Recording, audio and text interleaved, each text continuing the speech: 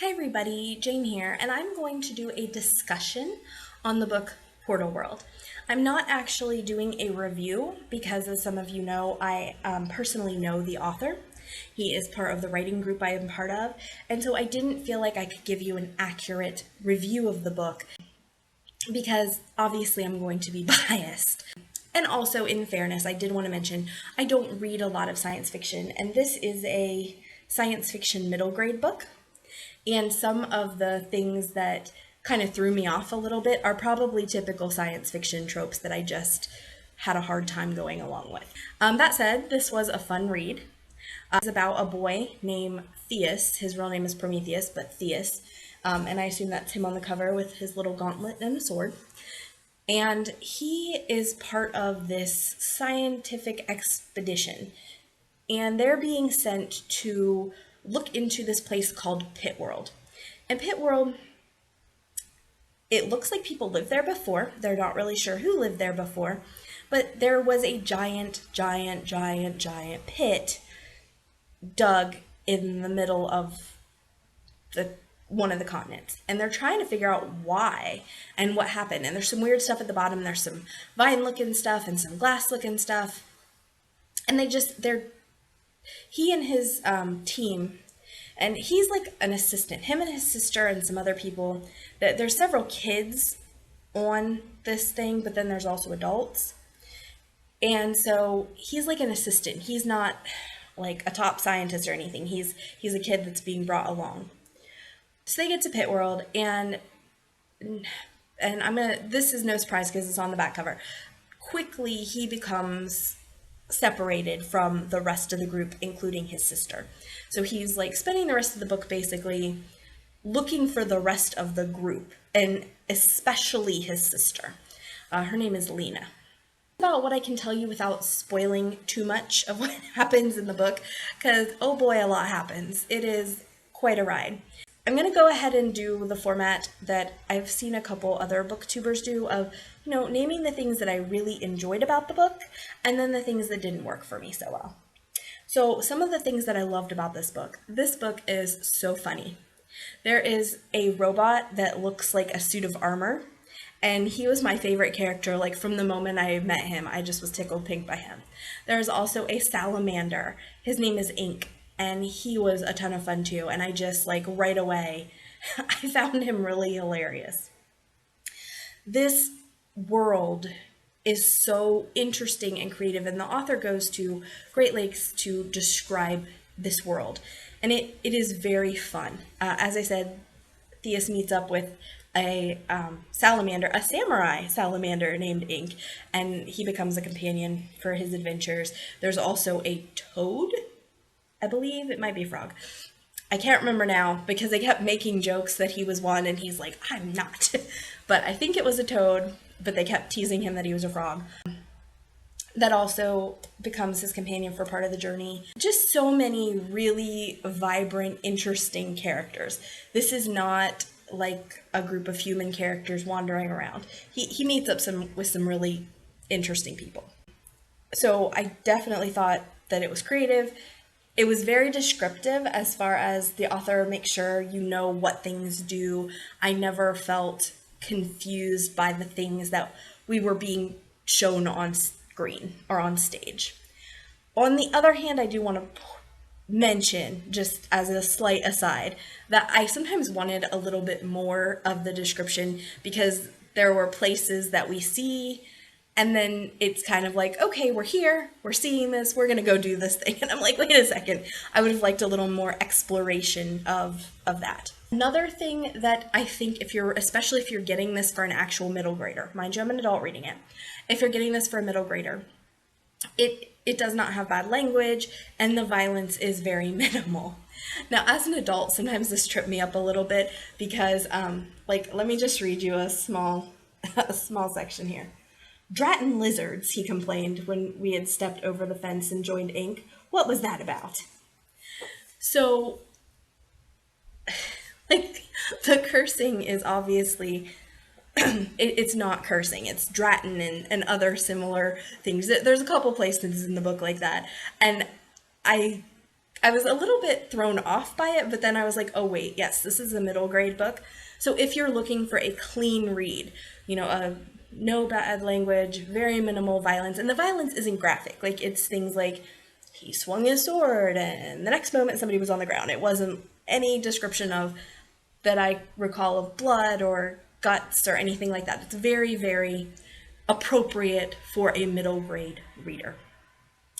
So those are kind of the highlights of things that I absolutely loved. The world building, the creativity, the description, the humor in the book. Like I said, I loved the robot with the armor. I think his name's Garrett, but it's been a few days since I've read it, so I'm not sure. And Ink, for sure, the samurai salamander, who people keep teasing is a lizard, and he's like, I'm not a lizard, I'm a salamander.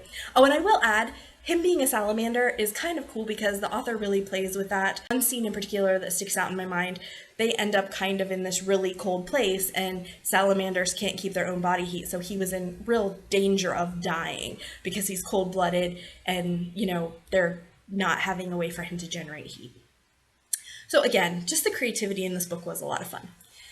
Now, there were some things that didn't work for me in this book. And depending on, I think a lot of it is genre specific because it's stuff that has turned me off of other science fiction type stories before as well.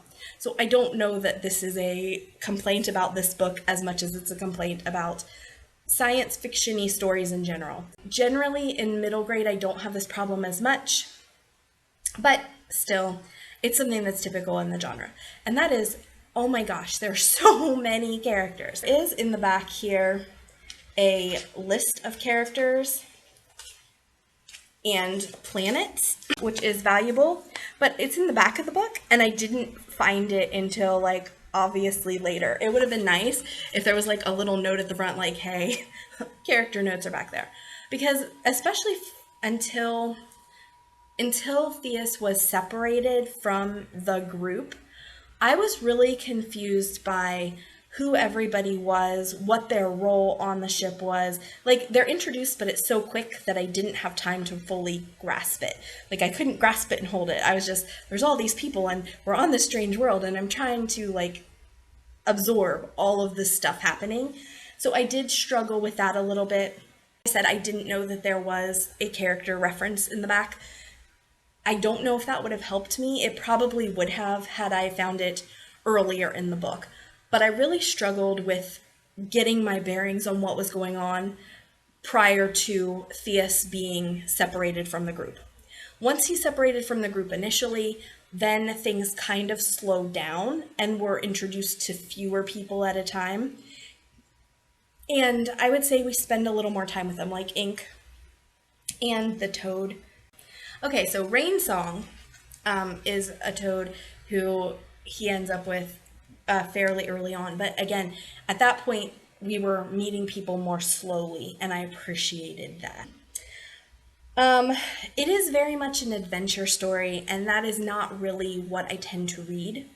So I did struggle a little bit with that because so much is happening, and it's like wham, wham, wham, wham. I didn't have a very easy time connecting with Theus, even though the story is in a first-person point of view. And this is just a very plot and setting-driven story. I didn't feel a lot of character development. Now, mind you, this is a series. This is book 1, and I think it's supposed to be a trilogy. Don't know for sure, but I think it is. So it is possible that more of that will happen later. Because I felt like my biggest complaint about this book was just connection to characters.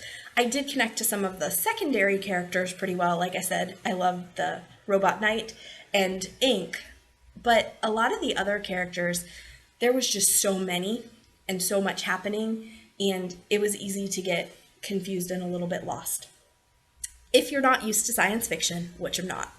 But yeah, so that is Portal World. I did want to mention that I have the first edition. So this is not the same edition that you would quite get if you purchased it.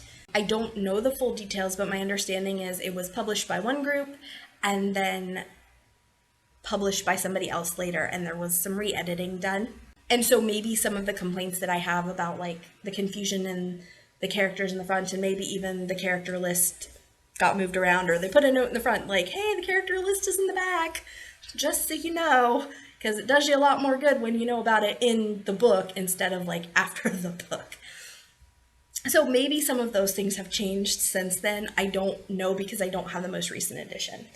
This is the first edition, and so just be aware of that if you would decide to purchase this book, that it is different than the version that I read. I have, I think it's 2017 or 2018 version, and I believe the new one is 2019. So if you enjoy middle grade science fiction, and if you're used to books that have like a ton of characters, you might really enjoy this. Like I said, I loved the world building. I just really struggled with the characters, and I tend to be a very character-driven reader.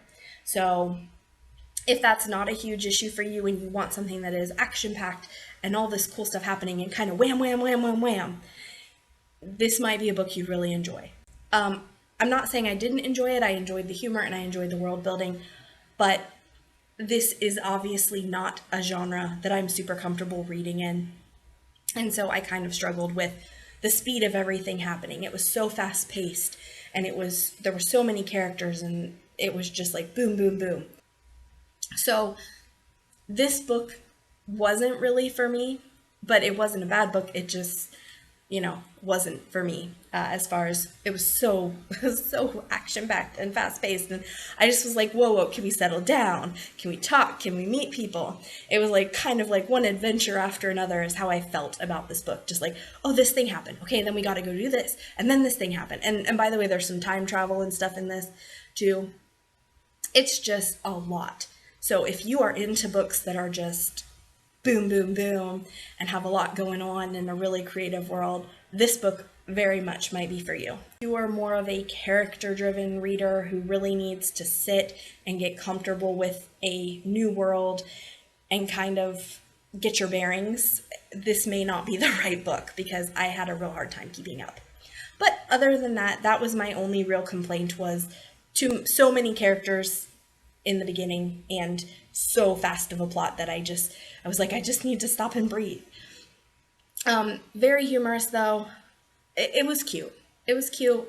Worth reading. If you have a middle grader, I would give it to him. So, yeah, that is Portal World, written by J.L. Ender, who, as I said, is somebody I know on a personal basis. So definitely, if the book sounds great, check it out, because I want to support my fellow author, and he does great work. So I plan to read future books he has, and hopefully they will be ones that I can follow a little more easily. All right, guys, my social media is below. Also, please like and subscribe for more content. See you next time. Thanks. Bye.